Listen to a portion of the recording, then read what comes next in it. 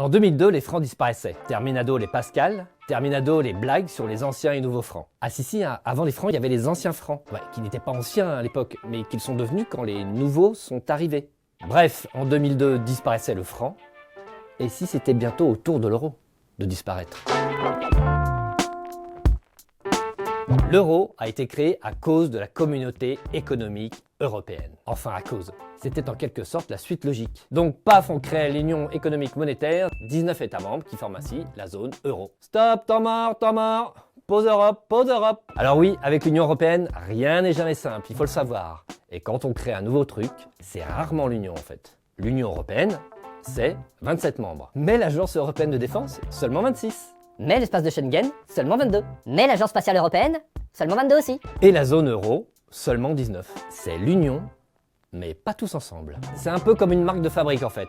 Dans l'UE, quand on peut faire compliqué, on le fait. Si vous voulez créer une monnaie, le Minutos par exemple, il vous faut un territoire défini sur lequel vous êtes souverain, une banque centrale, des banques commerciales et bien sûr de l'activité économique. Mais comme avec l'Europe, rien n'est jamais simple, eh bien on n'a pas fait comme ça. Il n'y a pas un territoire homogène, mais 19 différents. Il n'y a pas du tout d'État souverain sur ces 19 territoires. Et il n'y a pas de banque centrale, mais une banque centrale et des banques centrales nationales. Et pour vous expliquer les conséquences de tout ça, je voudrais faire appel à une experte. Il s'agit de Yamina Tadjeddine.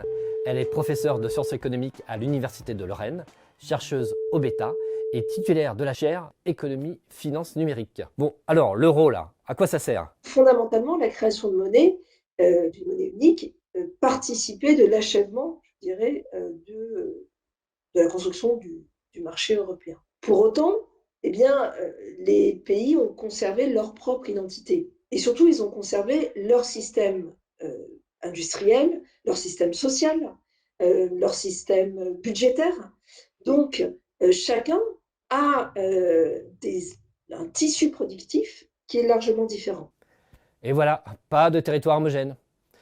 Et question souveraineté, ça donne quoi du coup? On se retrouve avec une monnaie qui est parfaitement intégrée, une politique monétaire qui est unique sur l'ensemble de la zone euro, mais qui fait ce qu'elle peut pour proposer une orientation unique, alors même qu'on a des États membres avec des intérêts très divergents.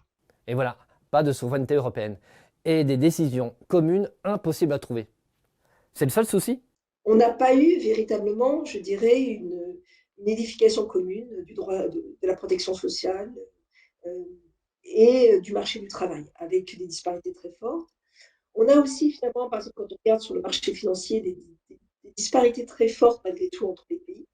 Et puis, peut-être qu'un certain nombre de personnes ne souhaitent pas s'identifier à justement à une société européenne. Et l'euro, on s'en inquiète ou pas alors? Personne, je dirais, n'a de doute sur la valeur de l'euro. Parce qu'un problème de confiance sur la monnaie, on l'a connu, c'est ce qui s'est passé il n'y a pas si longtemps que ça en Argentine. C'est le fait que vous refusez la monnaie qui a cours légal.